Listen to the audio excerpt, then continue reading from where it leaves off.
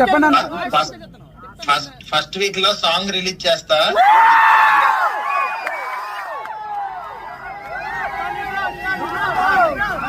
Okay, thank you so much. మిమ్మల్ని ఇలా ఈ రోజు కలుసుకోవడం చాలా హ్యాపీగా ఉంది.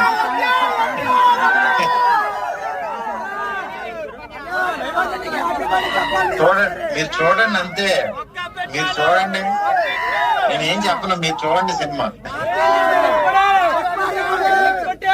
ఒకసారి ఆగండి. 9వ తారీఖుని మన బ్లాక్ రాజా సాబుని బ్లాక్ బాస్టర్ గా చూస్తున్నాం.